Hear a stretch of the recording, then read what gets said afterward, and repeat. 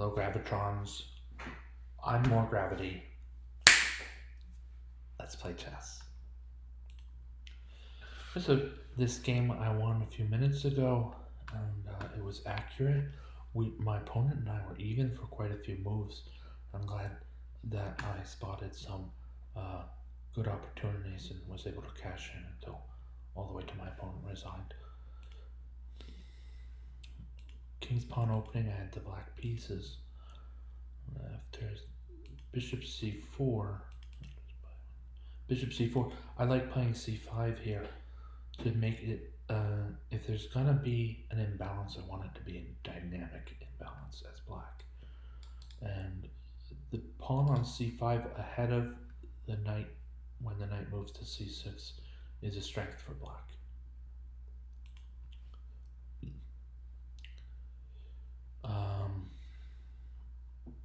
Knight f3, just some good developing moves. And moving the bishop twice in the opening in the first 4 moves here. I'm not sure if that's really the exact remedy, but my opponent might have ideas of simply capturing on c6 and then after any recapture following up with a capture on e5 to win a pawn.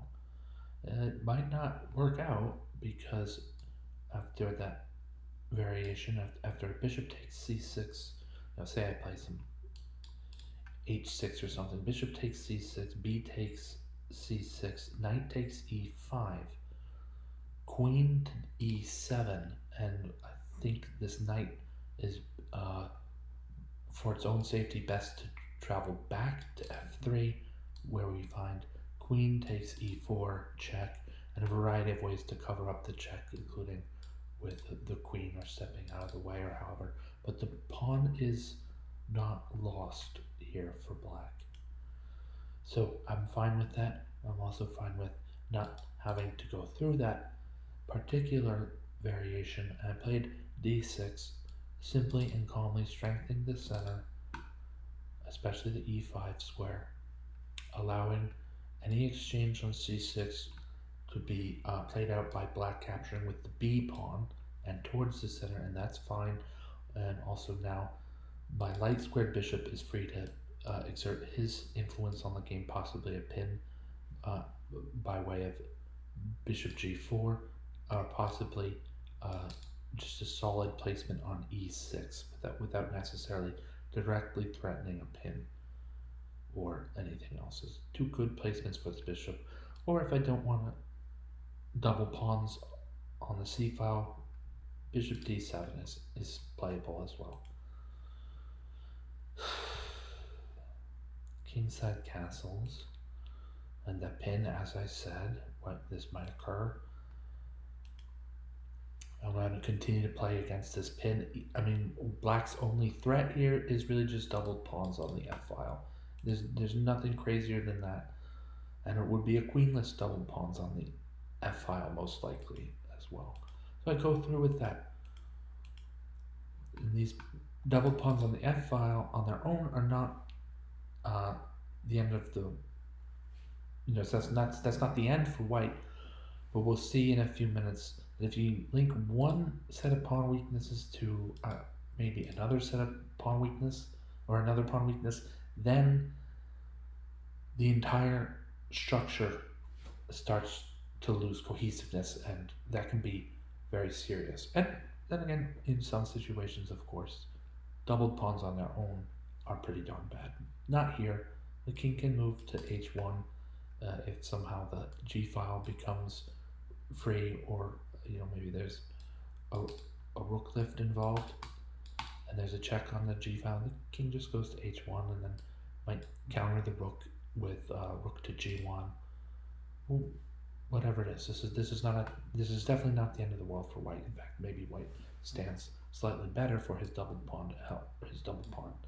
He, she, or they's double pawn help support white's center. Just some developing moves. I'll take this long-range minor piece in exchange for the knight that I just developed a moment ago. And It seems like a fine play. In retrospect, I'm not sure I would have done this because we'll watch when the pawn recaptures on d5. My knight must move, and okay, I actually think knight uh, d8 is fine. It might even be best move. The other move may be knight to a5, but then how much trouble is the knight in after, for instance, b4, c takes b4, c takes b4, and this knight looks like I think he's done for. That's a trap. So we'll take a5 off the board. Then from here, where else would the knight go? But on to g8 is kind of wacky. You don't normally put your knights on the back rank like that, but I think it still is the move for black. So good for me for finding that. Pawn to f5.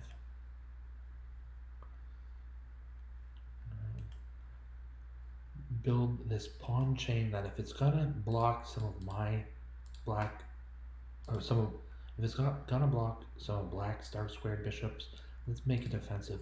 Not offensive, that's a different idea. If it's gonna block some of black's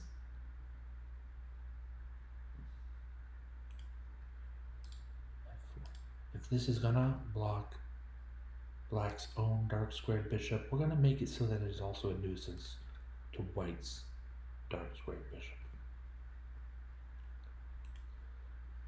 Like I said, or I was saying, we're just gonna notice over time, white's pawn at d5 proves to be very difficult to capture or disinter. First of all, our bishop cannot. It's the wrong square. Then the knight moves to either side to start getting forward without going on to one of these squares, these danger squares. And it's not likely. You have a knight and a pawn, for instance, on the chessboard separated by one square diagonally. The knight's, it's going to take a ton of time for the knight to get there, just the way the pieces move, and so we just don't have that kind of time.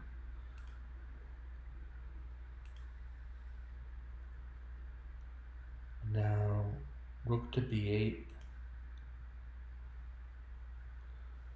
rook to h1. It's a position that is difficult to create a threat or a long-lasting advantage. There's just frankly not all that much going on this chessboard. And I believe the computer believes white to be ahead. Look, just piece by piece, right?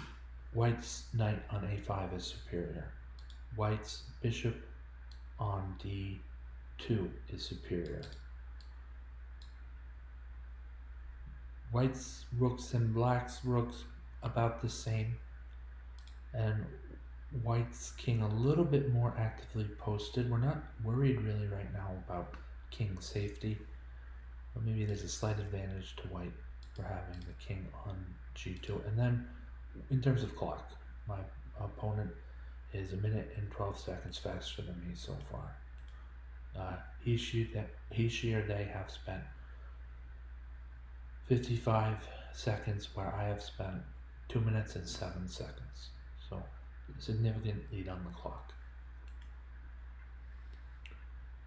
b4 is one. Eventually open up some file and gain a presence there with my rooks. c4, my opponent wants things pretty much as tied up and closed as possible. Now pawn to g5, pawn to h5, and black is simply moving pawns to more aggressive squares. Now I see here that pawn to h4 was some kind of misstep according to the computer. Let's take a look at what analysis is thinking with that. The move would be g4, and by playing h4, g4 is not available. H4, then g4, and f takes g4, right? I think the computer wants me to at some point play g4, and if f takes g4, then h takes g4, and there might be some pressure on the h2 pawn. Okay, yeah, I believe that. Though what I would say also is it's hard to, it's a move that's hard to make. G4 is hard to commit here. G4 is hard to commit to here.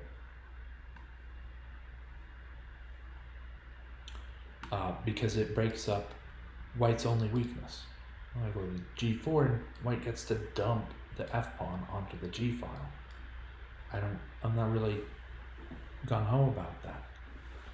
So, alright, that being understood, that's why I played H4, and I want to close down a lot of space. Black now has a lead in space.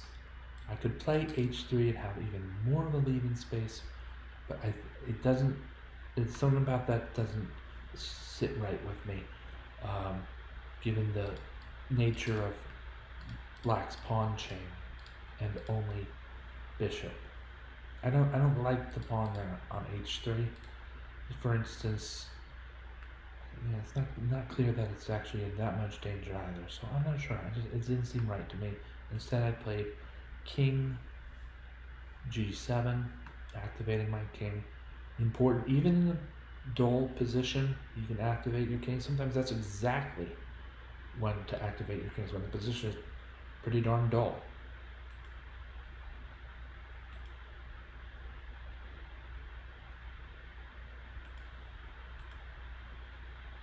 Trying to trade knights, and my pawn sees a different plan.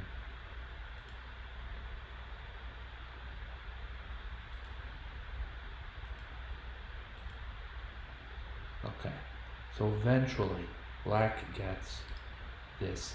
It's actually a central white knight. I think it's considered central since there are since it's, other things all being equal on the board, there are 8 different moves available to the knight on c6. He has his full power recognized on the force. Unlimited power. Now his full range recognized on the chessboard. Most of these moves lead to a material loss, leaving just knight takes d8 and knight takes a5, or I guess sit directly where he is already on c6.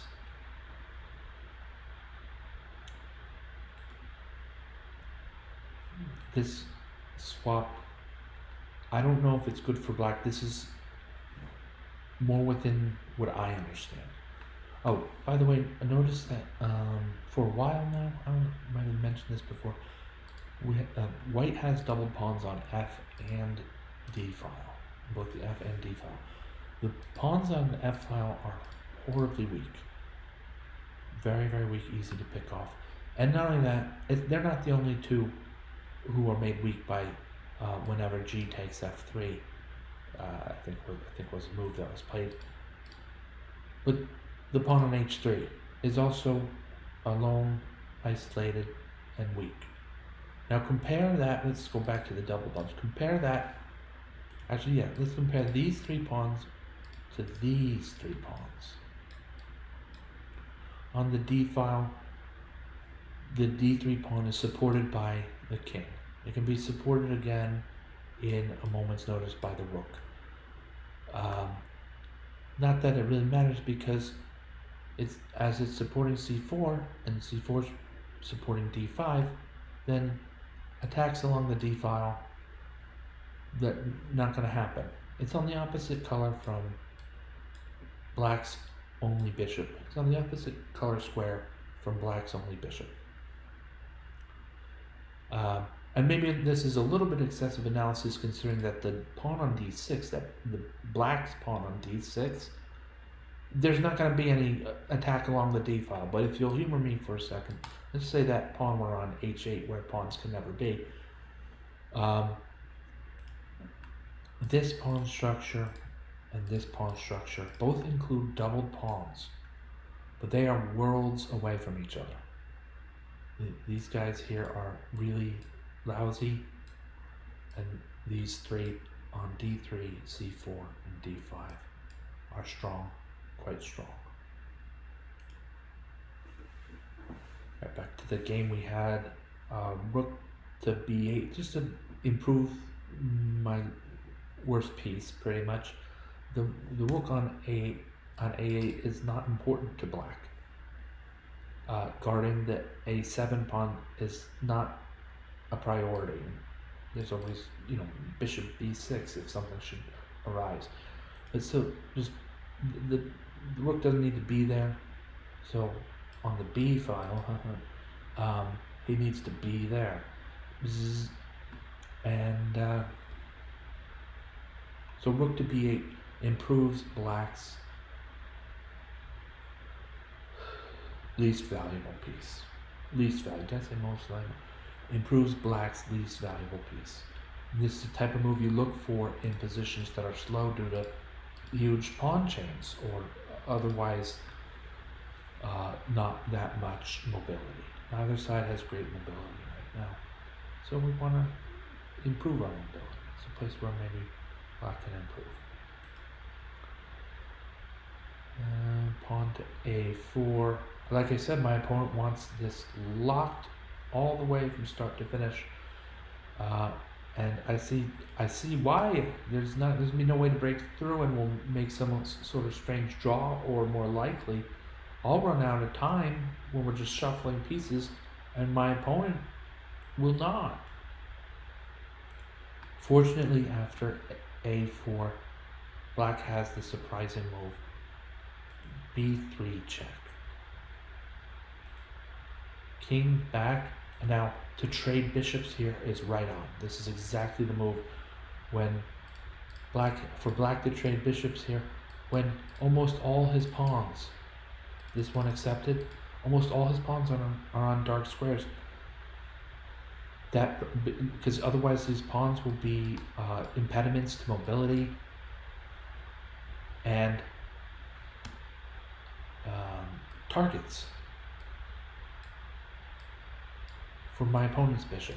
So that can't happen. We gotta trade these pawns off against that kind of idea. Right.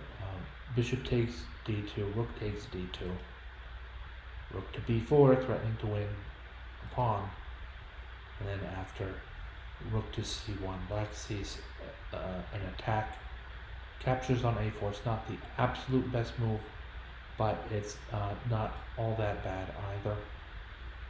It's flagged here as an inaccuracy, but I think black is doing. Here it is. It says bouncing back amongst these top spots here, so it's currently at 3. Anyway, rook takes a4, and then after rook b3, rook b8. This is how sometimes a mounting pressure can work, even in a closed position.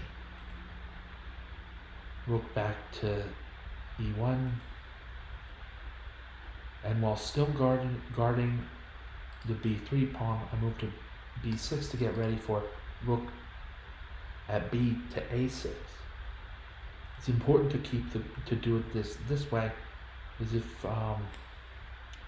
any other, if the b pawn falls, then the attack along the a file, which we're about to see, can be blocked by rook to a3. White is looking desperately for some kind of escape or counterplay. Rook to g1 is just not fast enough. Rook b to a6, and after capturing on b3, because now the pin is off. Pin.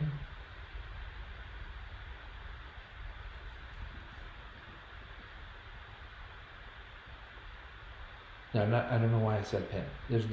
For some reason I thought there was a pin there. There's no pin. Weird. Okay, but rook takes b3, and white resigns in face of losing the rook on g1. White resigns in case of losing his, her, or they G1 rook. All right. Now, that's the main stuff. If you care to stay on, I will be finishing this game and probably not with probably not too much time.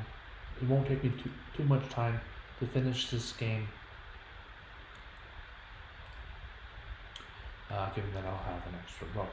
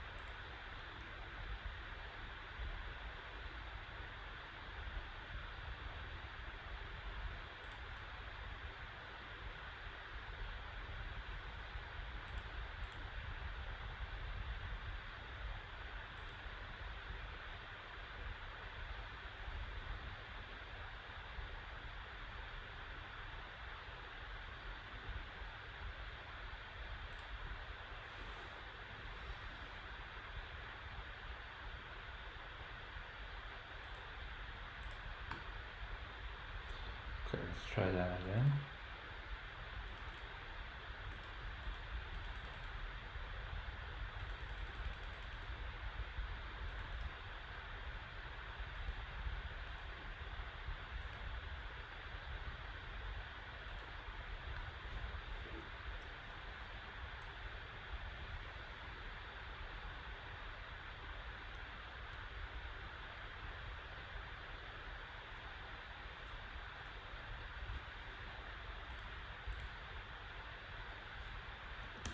Rook C2.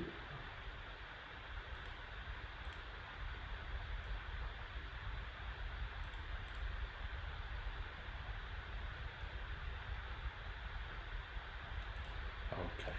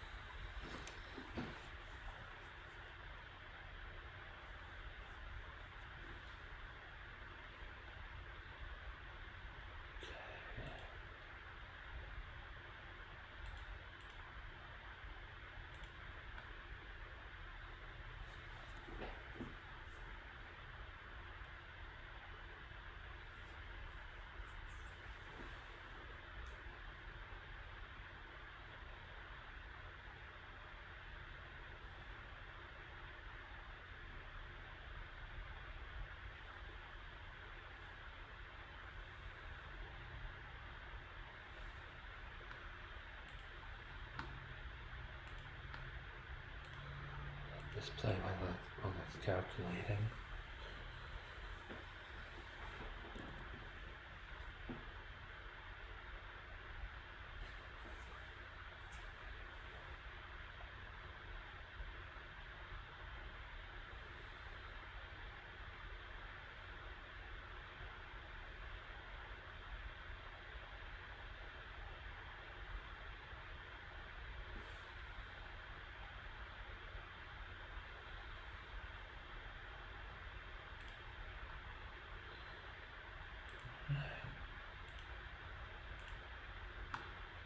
So, an accurate game of chess.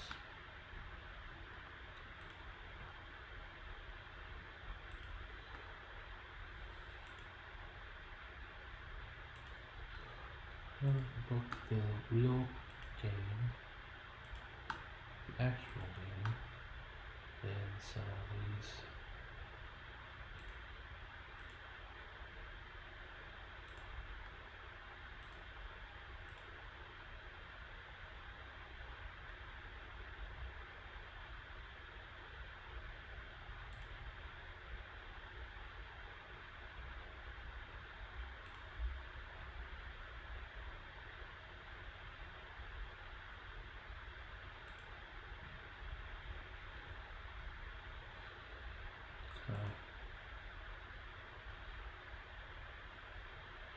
I think that's it, my friends.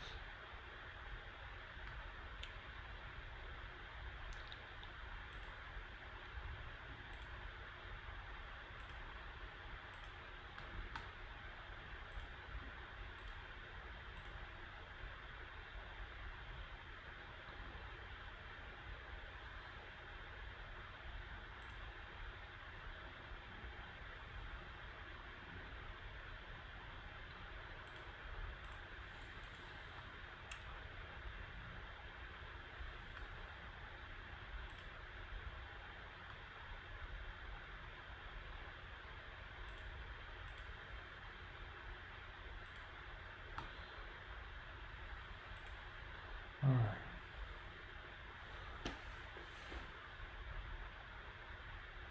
Thank you all for watching. Thank you, Gravitrons. I'm more gravity. Have a great night.